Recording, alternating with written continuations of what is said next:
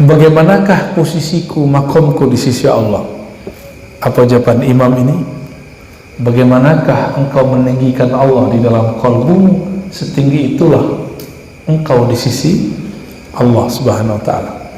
Ada orang duduk dekat Sayyidina Ali, ayahnya Sayyidina Al-Hasan, menghujat dunia terus. Apa ini dunia? Apa ini? Ngomong sial tuh. Dikira orang begitu benci dunia, enggak. Kata Sayyidina Ali, Rasulullah SAW bersabda, "Idza ahabba ar-rajul syai'an aktsara dzikrahu." Kalau seseorang suka sesuatu, dia banyak menyebutnya.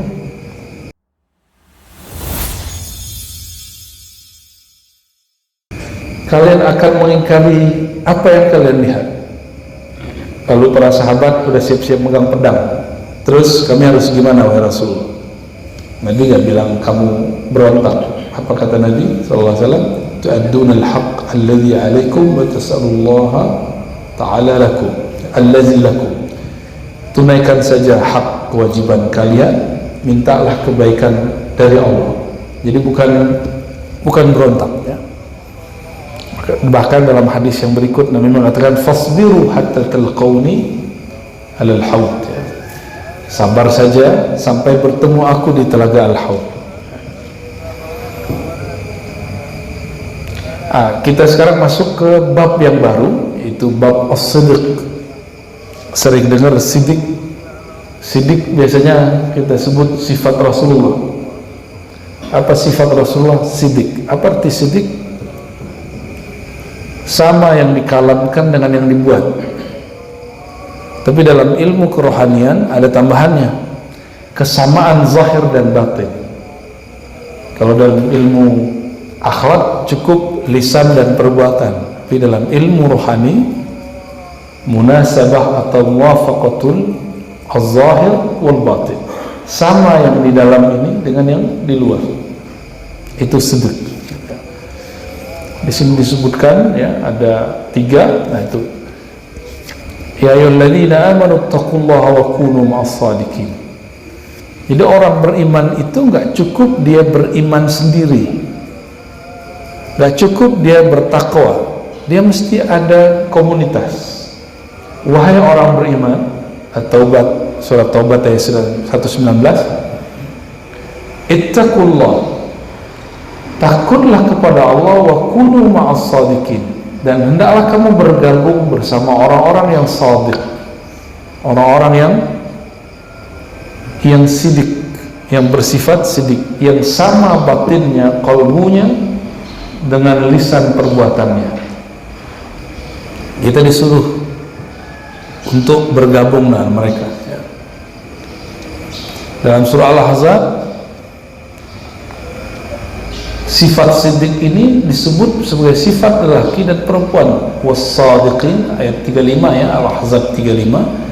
Was-sadiqin was-sadiqat. Jadi disebutkan 2, gendernya disebutkan, jenis kelaminnya disebutkan. Laki-laki yang siddiq, perempuan yang siddiq. Orang-orang yang siddiq ini bukan berarti orang-orang yang tidak pernah dosa. Orang-orang yang siddiq ini yang berusaha untuk menyelaraskan yang batinnya dengan yang zahirnya. Udah sederhana begitu, itu siddiq. Lalu dalam surat Muhammad ayat 21, falau sadaqullaha lakana khairul lahum. Seandainya mereka sadaku, bersikap jujur kepada Allah, maka lakana khairan lahum, tentulah sikap mereka itu lebih baik bagi mereka ya. Allah itu mandangnya qalbu atau jasad. Maka yang dimaksud di ayat ini, siddiqlah di dalam qalbumu. Jika kita belajar ilmu akidah, yang disebut iman itu tasdiq fil qalb, pembenaran di dalam qalbu. Percaya itu disebut tasdiq. Falau sadaqullah, seandainya mereka membenarkan Allah, percaya kepada Allah, tentu itu lebih baik bagi mereka. Itu surat Muhammad ya. Berarti aslul khair as-sidqu. Pada dasarnya kebaikan itu dimulai dari sidq, bersikap sidq, ya. Kita masuk ke hadis yang pertama. Bismillahirrahmanirrahim. Sebelumnya mari kita baca surah Al-Fatihah. Semoga Allah memberkahi yang hadir semuanya, siapapun yang mendengarkan, baik jauh ataupun dekat, online ataupun offline, dan juga guru-guru kita, wabil khusus Sayyidina Nabi sallallahu alaihi wasallam. Ya, Al-Fatihah. A'udzubillahi bismillahirrahmanirrahim. Ya penampu ya syaratul ladzina an'amta alaihim Fal awal, hadis pertama an Sayyidina Abdullah bin Mas'ud, dari sahabat Abdullah bin Mas'ud. Abdullah bin Mas'ud ini diperkirakan wafatnya tahun 33 Hijriah, barengan dengan Sayyidina Utsman. Lebih dulu beliau. Sayyidina Abdullah bin Mas'ud mempelajari Al-Quran lebih dari 70 surat langsung dari Rasulullah SAW, dan beliau hafal, bukan baca teks. Abdullah bin Mas'ud sempat terjadi pergesekan sedikit dengan sahabatnya, itu Utsman, ketika Sayyidina Utsman mengatakan salim mushaf. Lalu Sayyidina Utsman membakar mushaf-mushaf selain yang dia punya, yang dicatat sekitar 6 mushaf. Terjadi konflik dengan Abdullah bin Mas'ud. Tapi konflik itu hanya sebentar. Kalau bukanlah karena Sayyidina Utsman tahan dikritik dan dicaci maki, dan beliau mau mengambil sikap tegas untuk memusnahkan mushaf-mushaf yang lain selain mushaf Utsman, maka kita gak akan bisa baca Quran yang ini sekarang. Ini sejarahnya panjang sekali, dan saya sampai hari ini masih ngajar ini untuk kelas pasca sarjana. Ya, untuk pasca sarjana kita masih membedah kok bisa orang di zaman itu nulis dan Quran akhirnya final seperti ini. Itu sejarahnya panjang sekali, ya, sangat-sangat panjang. Sehingga dulu ada orang-orang Mesir mengisukan aneh-aneh terhadap Sayyidina Utsman, dianggap Sayyidina Utsman ini menista agama, dianggap diktator. Akhirnya Sayyidina Utsman datangin mereka di musim haji dan minta mereka untuk memperjelas maksud kalian apa, mengatakan saya begitu. Langsung ditodong oleh beliau, ya. Selamanya ini Sayyidina Utsman itu gak pernah nodong orang, tapi sekali itu beliau kemudian nantang balik ceritanya, ya. Saya jarang menemukan Sayyidina Utsman itu seperti itu, ya. Alhamdulillah kita kemudian berkat Sayyidina Utsman mau dicaci, mau dikritik di zaman itu, ya, kita dapat Al-Quran seperti ini. Dulu ada namanya Mustafa Utsmani, disalin di zaman Timur Leng di Uzbek sekitar 50. Jadi di zaman Timur Leng, walaupun dia bagi orang Turki, orang Baghdad, Afghanistan dianggap zalim, tapi bagi orang Uzbek dianggap sebagai penyebar keislaman yang baik. Ya, beda-beda wilayah, beda sejarah, ya. Itu saya pernah melihat, alhamdulillah, mushafnya di Tashkent, ya. Di Tashkent, di daerah di Uzbekistan, dan belum ada titiknya, belum ada harokatnya. Sekarang sudah ada titik, sudah ada harokat. Nah, ini pakai ilmu rasam, pakai ilmu qiraat, pakai ilmu macam-macam. Jadi untuk menulis Quran ini ada ilmu khusus yang diperlukan, jadilah Quran. Dulu Sayyidina Utsman adalah orang yang menginisiasi di awal, ya. Barakallahu wa jazallahu ta'ala anna, ya. Semoga Allah memberkahi Sayyidina Utsman. Dan Sayyidina Utsman sampai hari ini dituduh nepotisme oleh orang-orang Syiah Rafidhah, ya. Maka saya berkali-kali katakan ke teman-teman Syiah itu, coba kalian berhenti deh ngomongin sahabat Nabi dengan kata-kata yang buruk. Pasti kita bisa ngobrol bareng, pasti bisa berjamaah bersama. Tapi nggak semua mau, ada yang mau dan tidak mau. Ya. As-sidq, kata Nabi SAW, diriwayatkan oleh Abdullah bin Mas'ud, inna sidqa yahdi ilal birr. Sesungguhnya sidq itu bersikap sama antara lahir dan batin, ya. Yahdi ilal birr, akan memberi petunjuk kepada kebaikan-kebaikan. Wa innal birra yahdi ilal jannah, kebaikan itu akan memberi jalan kepada surga. Wa innar rajula la yasduq hatta yuktaba 'indallahi siddiqan. Nah, di sini ada proses. Sesungguhnya seseorang akan bersikap siddiq sampai Allah catat di sisinya sebagai siddiqan. Jadi orang yang sudah tercatat, sudah terbukti bahwa dia benar-benar siddiq, disebut siddiq, ya. Nah, Nabi, salah satu karakter Nabi kemudian jadi nama beliau adalah siddiq.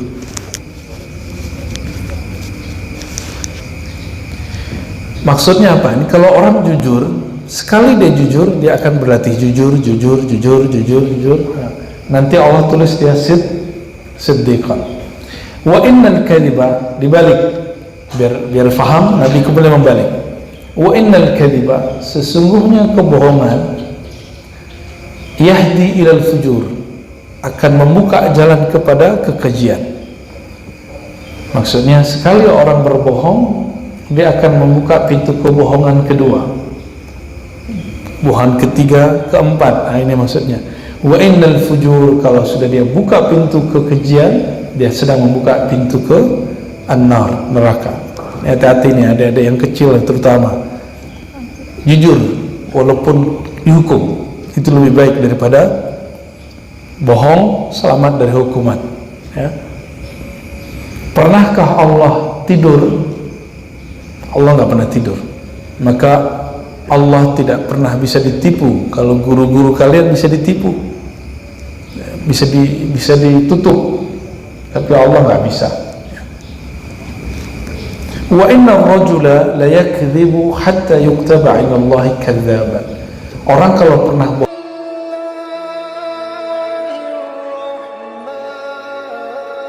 la yakdhibu hatta yuktaba 'inda Allahi kadzaban.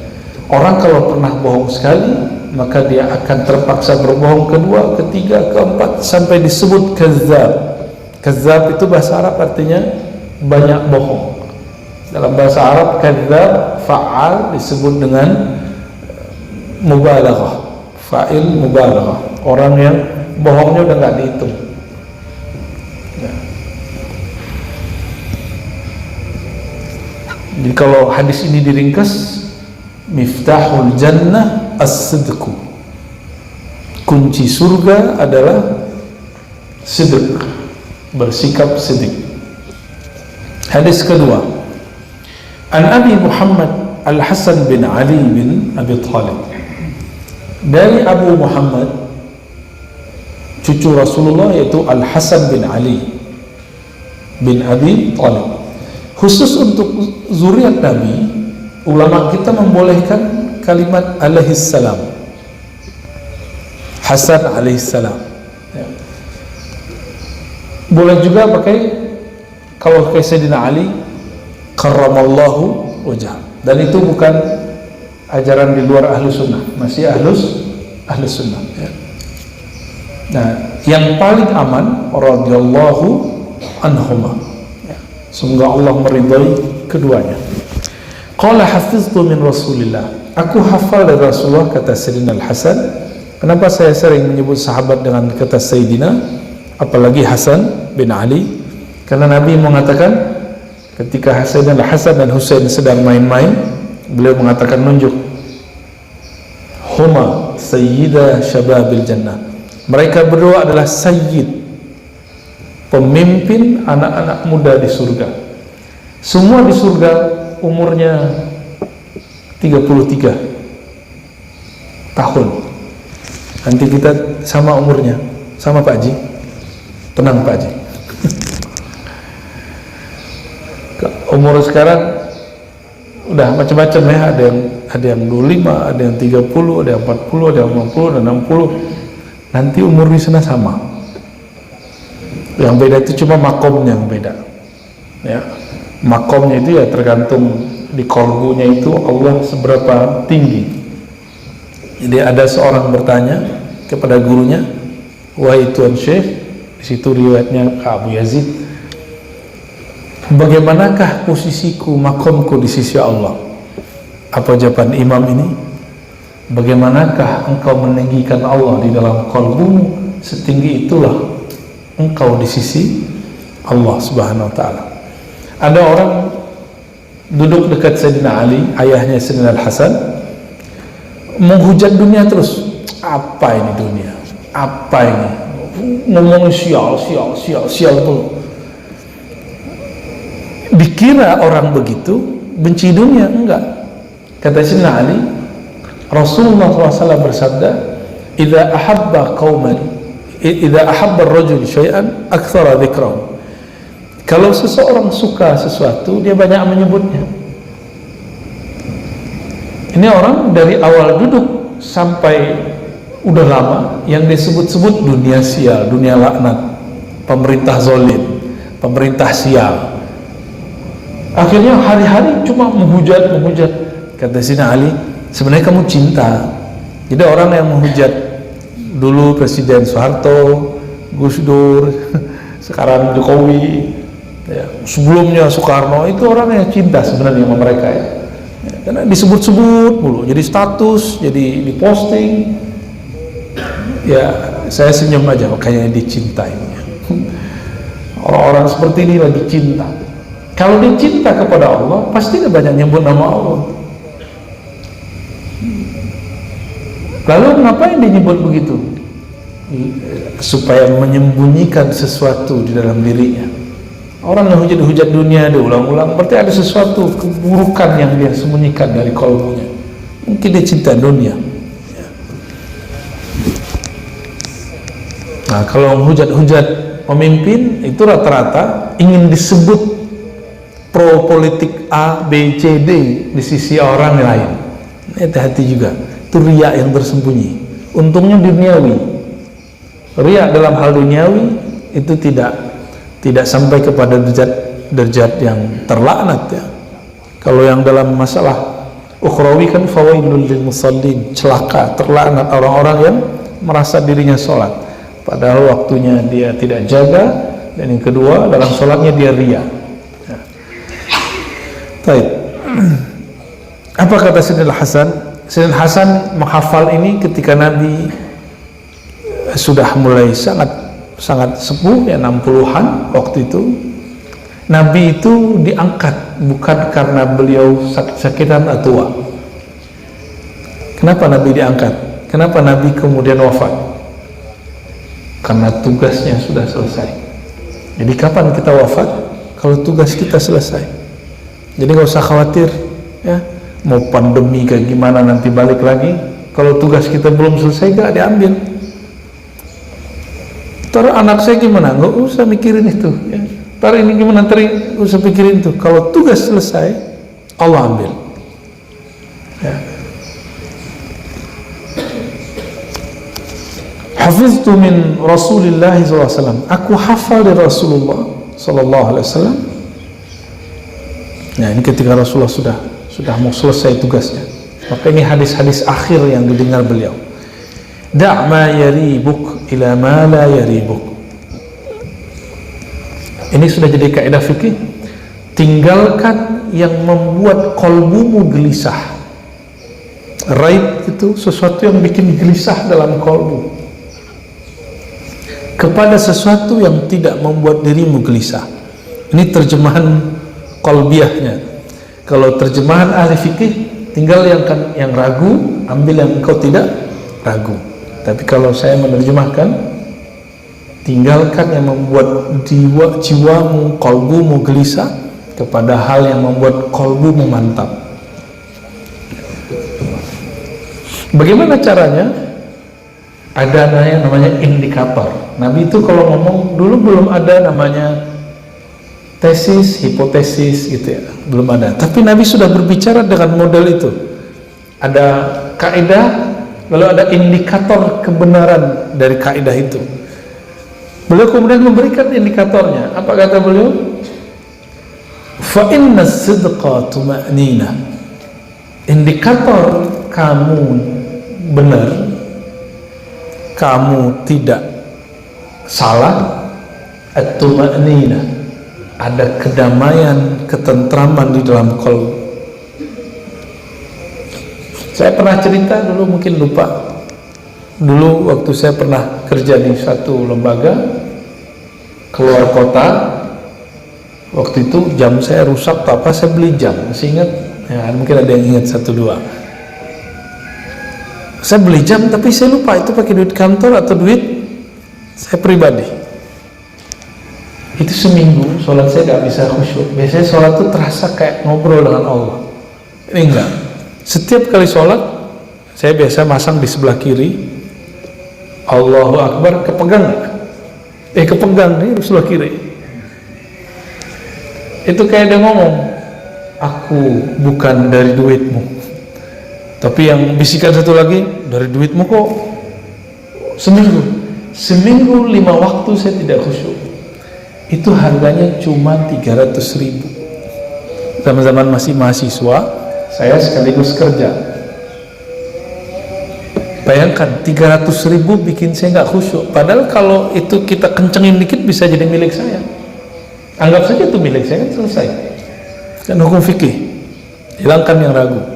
Tapi dalam bab qalbu enggak, da'ma yaribuk, da'ma.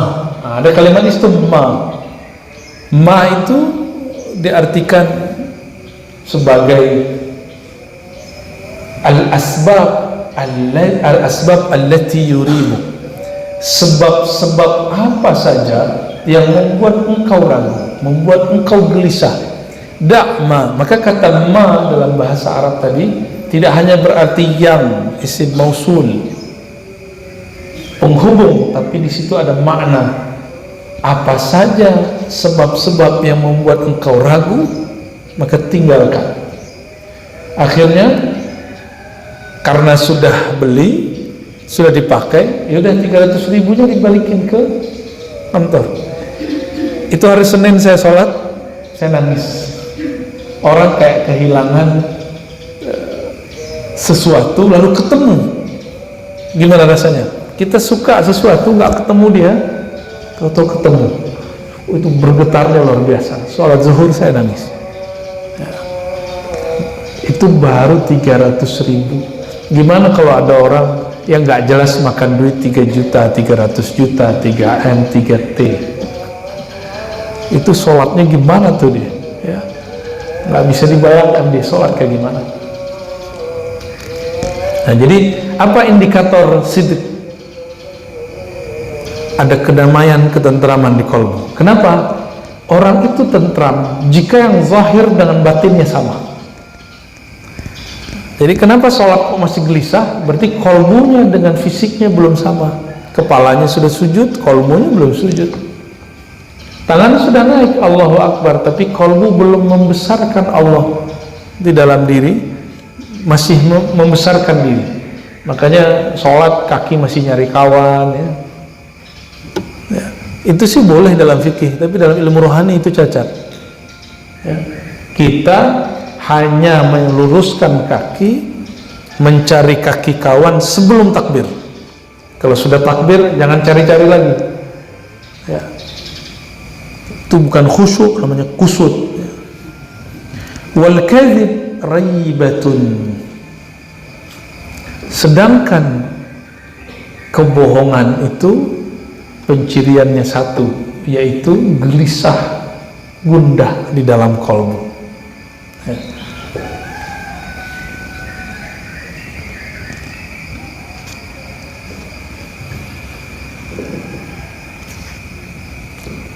Hadis ketiga dari Abu Sufyan, Sakhr bin Harb radhiyallahu anhu. Hadisnya panjang. Ini dialog Abu Sufyan waktu ia belum muslim. Abu Sufyan ini nggak Islam, cuma gengsi. Dia pengen dihargai sedikit lah. Maka seorang pendakwah memang kadang-kadang harus berdamai sedikit untuk masalah itu. Dia mau nyapa dikit gitu.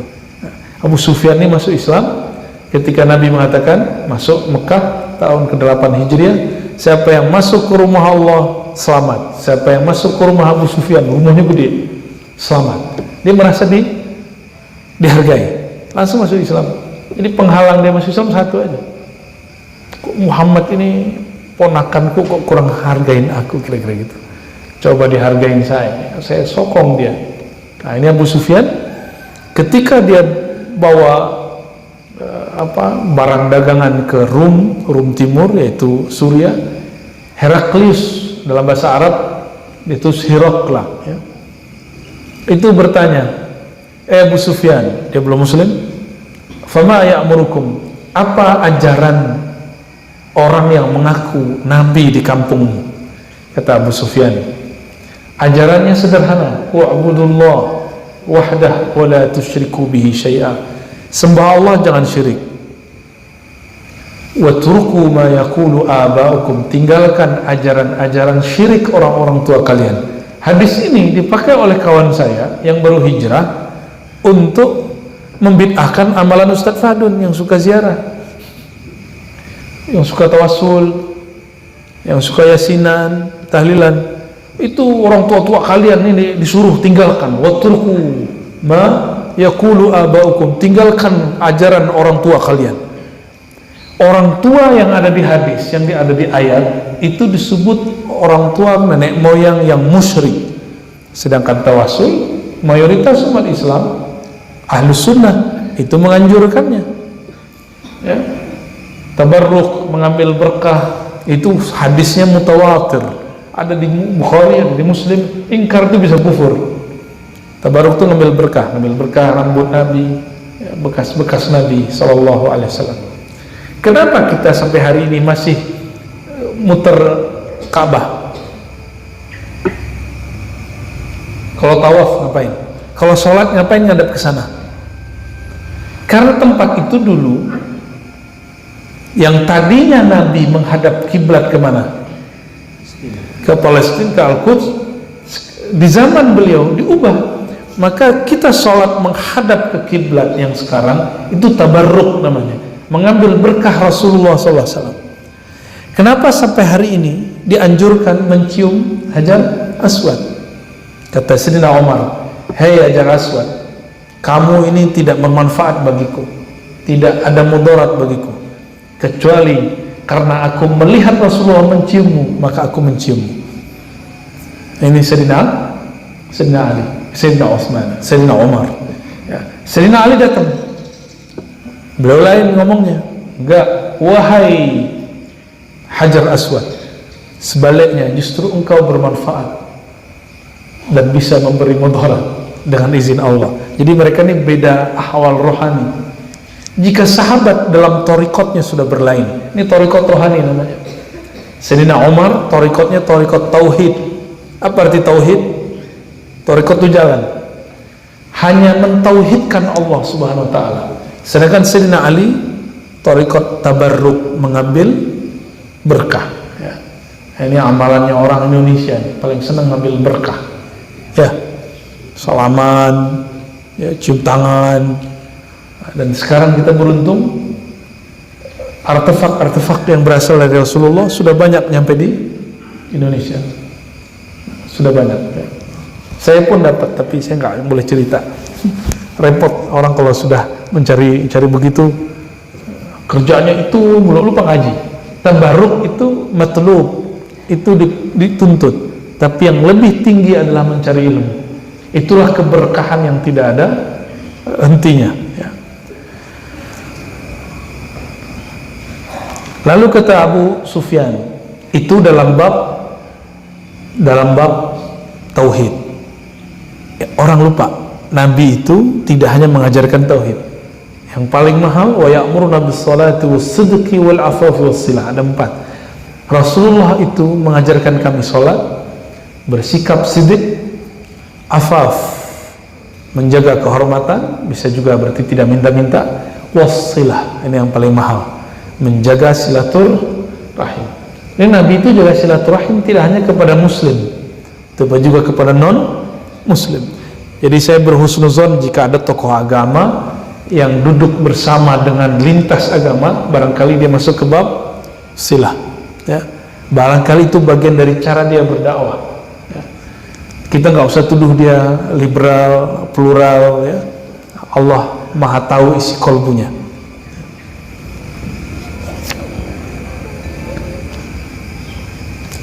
Sidq ini juga berarti kemantapan kolbu. Nah, dari hadis yang keempat dari Abu Sabit Sahal bin Hunayf wa huwa badari, dia termasuk orang yang ikut perang Badar. Orang yang ikut perang Badar itu jumlahnya tidak banyak, hanya 313, sejumlah dengan para rasul. Apa artinya? Ahlul Badar adalah pewaris spirit para rasul yang 313. Maka Nabi mengatakan, "I'malu ma syi'tum fa inna Allah qad ghafara lakum." Kalian suka-suka, Allah sudah hafal, sudah ampuni semuanya, ya. Apa kata Nabi sallallahu alaihi wasallam? "Man sa'alallahu ta'ala syahadata." Siapa yang minta dimatikan dalam keadaan syahid. Syahadah itu syahid, menyaksikan Allah, bisidqin, dengan kemantapan hati, ballaghahullahu ta'ala manazil syuhada, Allah akan sampaikan dia ke maqam syuhada, wa in mata 'alal firash, meskipun dia meninggal di atas tempat tidur. Siapa yang seperti itu? Itu Sayyidina Utsman, Sayyidina Umar. Dua orang ini disebut syahid padahal meninggalnya di atas kasurnya sendiri, ya. Dan Nabi sudah mengabarkan bahwa mereka ini akan syahid ketika naik ke Gunung Uhud. Gunung Uhud itu batu, dan dia kenal siapa yang naik. Maka jangan pernah coba-coba bermaksiat di atas gunung, ya. Itu gunung mengerti. Itu gunungnya bergetar.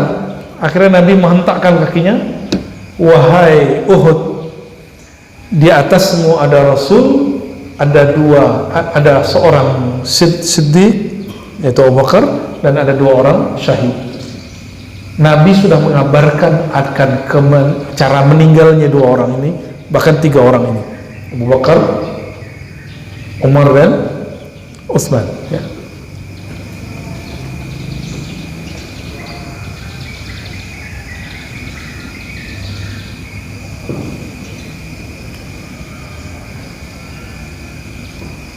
Siddiq ini juga berarti jujur. Di zaman dahulu, sebelum Islam datang, sebelum Nabi Muhammad, jadi Islamnya Nabi Muhammad datang, Islamnya para nabi terdahulu belum menghalalkan apa yang kita sebut ghanimah, harta rampasan perang. Jadi kalau ada perang, lalu orang yang dikalahkan, di situ ada emas, ada apa semacam, semuanya boleh diambil. Itu di zaman Nabi SAW. Sebelum Nabi Muhammad SAW, ghanimah haram diambil. Disebutkan dalam riwayat ini, ghaza nabiyyun minal anbiya salawatullah wa salamuhu alaihim. Dulu ada seorang nabi mengajak umatnya perang. Dan di tengah perperangan ada seorang pejuang yang luar biasa, mengalahkan banyak musuh, tapi nasib, Masya Allah, dia tertusuk dan mati. Nah, apa yang dikatakan di sini? Ketika orang ini mati, ada masalah, Allah tunjukkan.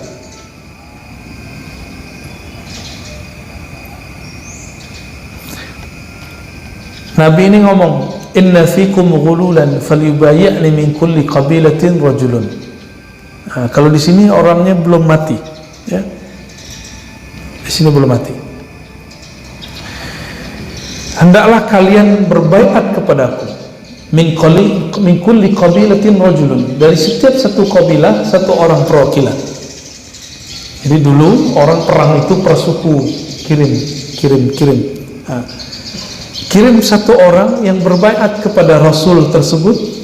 Faqala inna fikumul ghulul falyubayyani qabilatu.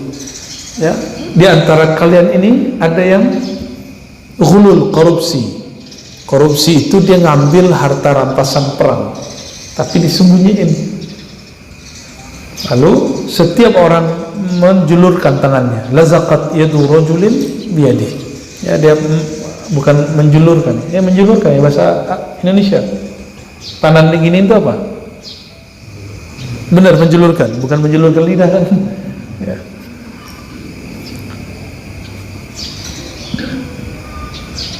Inna fikumul ghulul falyubayyani qabilatu.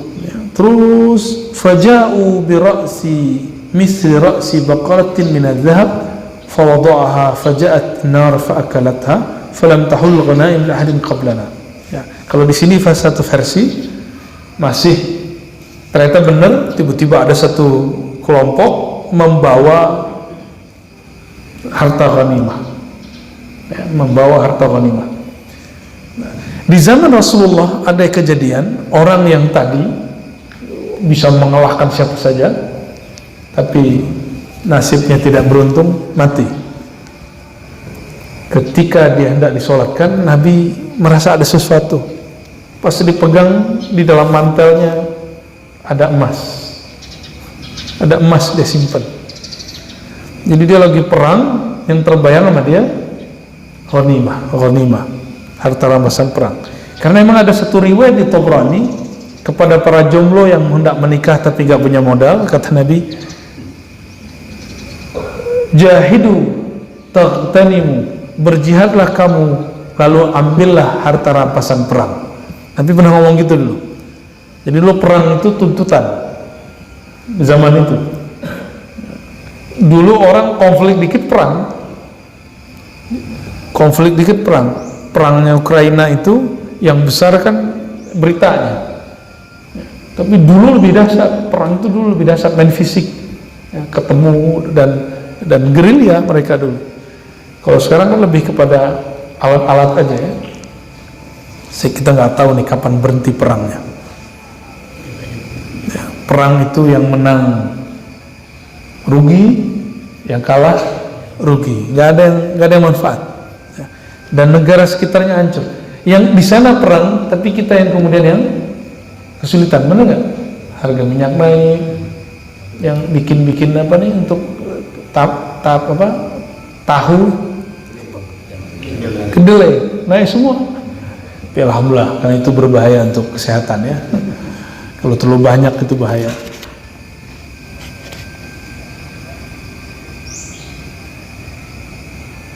Nah, itu bab jujur dalam berperang, dalam beragama. Sekarang jujur dalam muamalat. Hadis yang ke-6.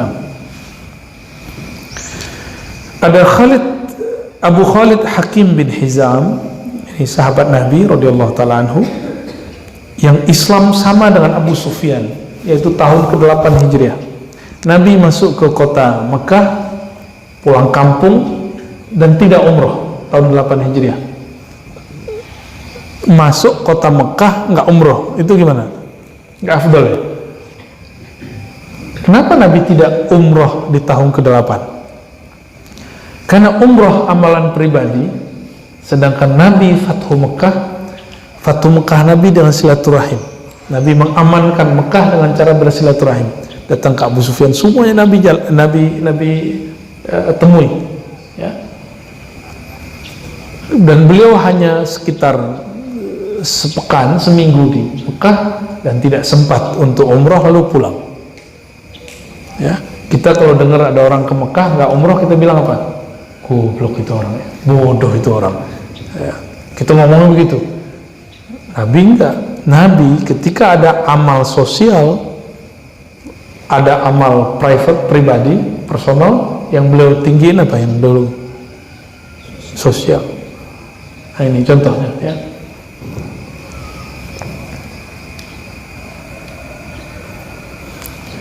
Kalau pagi-pagi gini ngantuk gak? Aslinya saya ngantuk, baru pulang jam 1 saya. Tapi karena ini bagian dari amal sosial, kita korbankan jam tidur. Kalau saya santri, kami santri, biasa tidur habis subuh. Santri-santri tradisional itu biasa. Kalau santri modern, makruh katanya. Saya tanya ke Ustadz yang mengharamkan tidur ba'da subuh. Itu ente pakai dalil apa? Oh, ternyata bukan dalil. Imam Ahmad bin Hanbal, anaknya tidur ba'da subuh, dibangunin pakai kaki. Apa kata Imam Ahmad bin Hanbal? Allah turunkan rezeki pagi hari di pasar, kamu kok malah tidur di sini? Bangun, sono. Ini bukan hadis. Ini perkataan Imam Ahmad, beliau wafat 241 Hijriah. Ya, ini kalau pun cocok untuk orang Indonesia kantoran, sama dagangnya sebelum subuh udah buka lapak. Ya, tapi kalau tinggal di negeri subtropis, matahari terbit jam 3 udah terbit, terus setengah 4, kerja tetap jam 8, maka habis subuh tidur lagi orang sana. Benar nggak Pak? Di Kanada begitu dulu, ya, di Prancis sama, ya. Apalagi Inggris, apalagi ke atasnya lagi Irlandia, ya. Nah, kita ini sering menggunakan riwayat yang bukan hadis, kita perlakukan seperti hadis. Akhirnya kita benci sama orang yang tidur habis subuh. Tidur habis subuh itu, dulu kita konfirmasi itu kepada guru kami, Kiai Ali Mustafa Yaakob, ahli hadis Indonesia di zaman itu. Apa jawaban beliau? Kemakruhan, bukan haram, kemakruhan tidur habis subuh itu bagi orang yang ma'isyahnya, hidup mata pencariannya bergantung kepada time di pagi hari. Kalau yang sekarang online, habis subuh tidur lagi nggak ada masalah, ya. Ustadz Fadun kalau lagi nggak kemana-mana bebas, ya. Santri, ya, kita tahu dia santri kan, ya. Tapi lain kalau yang santri-santri yang ini makruh, nggak makruh, bahkan nggak boleh karena peraturan pesantren. Cuma dulu kiai-kiai kita kalau lagi libur, ya masya Allah, pada subuh, pada wiridan mereka tidur lagi. Namun afdolnya tunggu syuruk, tunggu terbit matahari, maka tunggulah matahari terbit dengan berzikir baru tidur, itu afdalnya. Nabi mengatakan itu khairun minad dunya wa ma fiha, ahabbu ilayya minad dunya wa ma fiha. Keberkahan berzikir sesaat itu lebih aku sukai daripada dunia dan seisinya. Ini bukan nyuruh ntar tidur habis subuh, ya, bukan. Jangan perlakukan riwayat yang bukan dari Nabi sama dengan riwayat yang dari Nabi. Kalau yang ada itu riwayat Sayyidatuna Aisyah melarang orang tidur ba'da asar karena membuat orang seperti orang gila. Tidur ba'da asar, bangun maghrib, ngomong ini pagi atau subuh? Pagi atau subuh? Pagi apa? Maghrib. Pernah begitu nggak? Tapi kalau ahli zikir mah sama aja. Ahli zikir tidurnya zikir, bangunnya zikir. Dia mau tidur kapan aja boleh. Bahkan ahli zikir itu saking tenangnya, rileksnya, dia bisa tidur dalam zikir. Lagi duduk ketiduran, ya, itu nggak apa-apa. Yang parah itu lagi Jumatan tidur, didongengin, ya. Al-bayyi'ani bil khiyar, ini bab muamalat. Transaksi jual beli itu bahasa Arabnya baik, itu bil khiyar, ada khiyarnya, boleh, ada khiyar majlis, ada khiyar dengan syarat, ada jenis-jenis khiyar. Khiyar itu dulu kita kalau beli barang, misalnya beli baju, nggak boleh dites. Nah, orangnya ngomong, ntar kalau nggak cocok balikin aja. Jika dia memberikan hari, itu lebih baik, tapi standar 3 hari, ya, standar 3 hari. Orang tuh boleh, seminggu lagi juga boleh, misalnya gitu, tergantung dia kasih berapa ya. Atau dia katakan jika masalahnya pada ABCD itu di luar tanggungan kami, nah itu ada ya. Kalau belanja di swalayan bagian pecah belah memecahkan berarti membeli, itu udah pastilah ya. Malam yatafarraqa, ada namanya khiyar majlis. Khiyar majlis, keluar dari tempat itu maka sudah selesai baiat, selesai transaksi baiknya, maka tidak boleh lagi memilih. Nah, ada yang begitu, al-bai'ani bil khiyar ma lam yatafarraqa, disebut khiyar majlis. Keluar dari pasar, keluar dari toko tersebut maka sudah selesai, nggak boleh ditukar. Fa in sadaqa wa bayyana burika lahuma fi bai'ihima. Jika kedua-duanya penjual pembeli ini jujur, burika lahuma fi bai'ihima, diberkahi dua-duanya. Wa in katama wa kadzaba, jika ada yang menyembunyikan aib si penjual, wa kadzaba, dan mereka berdua saling bohong, muhiqat barakatu bai'ihima, maka dicabutlah keberkahan dari keduanya. Biasanya yang jual jengkol atau ya, jengkol yang atas-atas bagus-bagus. Dulu saya lihat orang jual jengkol. Ada yang jual, yang paling parah itu jualan yang Palembang, duku Palembang. Oh, itu paling parah. Ya. Yang dipajang itu yang gede-gede bagus, tapi ketika dia ngambil, dia ambil yang kecil. Itu nggak akan diberkahi. Apa ciri-ciri tidak berkah? Orang tidak mau datang lagi ke sana. Jadi para pedagang ini mengira ketika dia menampilkan yang bagus terus dia kasih yang tidak bagus, itu dia untung. Betul, untung sesaat tapi tidak berkah. Al-barakah itu khairun katsir. Ketika anugerah kebaikan itu bercucuran dan tidak habis-habis. Nabi Muhammad SAW ketika beliau berdagang, beliau statusnya masih nabi, tapi nabi yang disembunyikan oleh Allah. Ketika berdagang bukanlah mengurangi hak orang. Setiap kali jual barang pasti ada hadiah dikasih, walaupun hadiahnya tidak dari barang itu. Jadi beliau sediakan mana yang biasa, barang-barang yang kelasnya nilainya A itu dijual, dikasih hadiah. Hadiahnya diambil dari yang satu. Kita sekarang nyebutnya apa itu? Bakar-bakar duit ya. Startup itu mereka bisa naik kalau bakar duit. Nah, Nabi Muhammad SAW belum sampai seminggu barangnya sudah habis. Nabi SAW bukan ingin yang kita sebut tadi dapat untung sesaat, tapi beliau mau berbagi. Akhirnya orang tandain yang jualan di pojok itu namanya Muhammad dari Mekah. Kalau kita belanja pasti dapat hadiah. Dari mulut ke mulut nggak nyampe seminggu habis, bahkan 3 hari sudah habis. Jadi Nabi Muhammad SAW dimanapun berdagang pasti ngasih orang hadiah. Tapi ngasih hadiahnya jangan yang konyol, jangan yang dari pokok. Nah, seperti Nabi SAW lakukan. Bapak Ibu, saudara-saudari kemuliaan Allah, hadis ini ada sekitar 6 dan 3 ayat ya. Intinya bahwa sidq pertama berarti keselarasan lahir dan batin, yang kedua kejujuran, yang ketiga berarti ketentraman di dalam kolbu, dan yang terakhir